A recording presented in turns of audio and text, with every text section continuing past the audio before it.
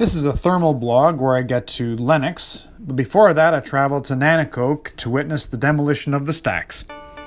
It's February 28th, 2018, the last morning that the sun will rise on the stacks at Nanticoke.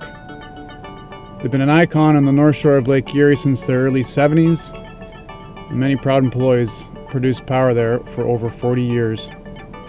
So today's demolition of these towering stacks that you see behind me marks a visible close to a storied chapter in OPG and Ontario's electricity generation history. In its prime, Nanticoke Generating Station was the world's largest coal-fired plant, providing 15% of the province's electricity and employed close to 650 people from across southwestern Ontario. For some of us, especially those that were part of the Nanticoke family, today is bittersweet. I would like to personally thank the thousands of employees who have worked over the years safely and reliably operating and maintaining this station.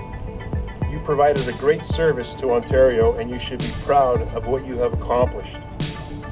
You created Nanticoke's legacy, and this legacy will continue to live on as we usher in a new era for OPG.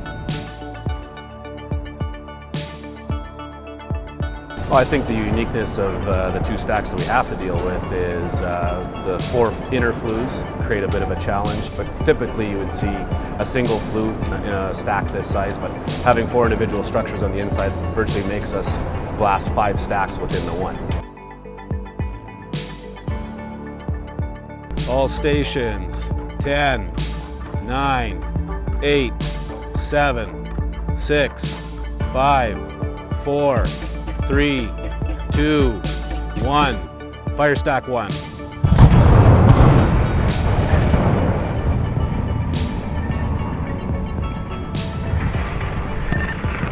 Fire stack 2.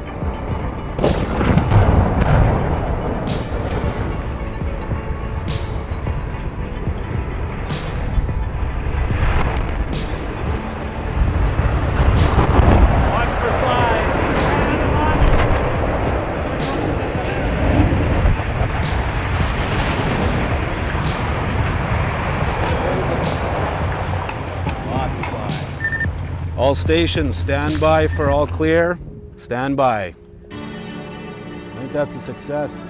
It's all over in less than 10 seconds. So it was a success all around.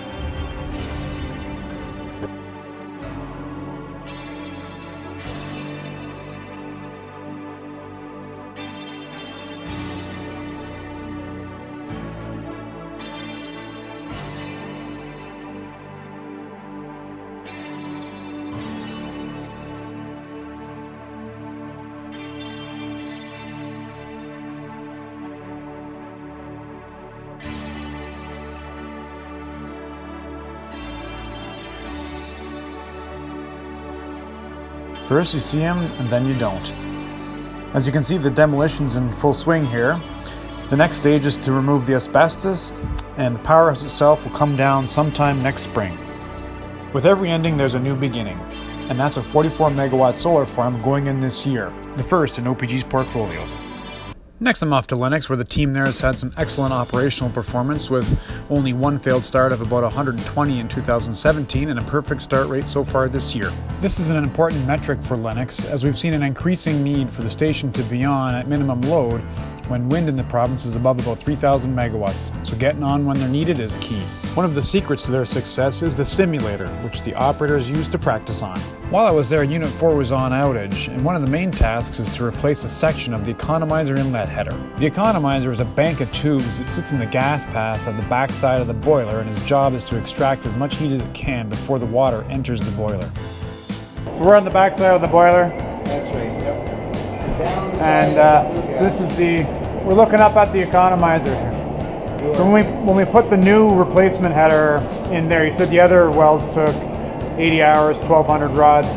We expect the same weld process. That would be nice, except when we did the pre-assembly, we had it on a rotator in the shop. On the floor, nice and comfortable on a shop with a rotator. The pipe did all the rotating, and the guy got to stand still and drop his rod straight down. This time, our welder is the is the rotator. He's going to be turning with his angle, with the rod. It's going to be slower. Okay, Scott, so what are you doing here?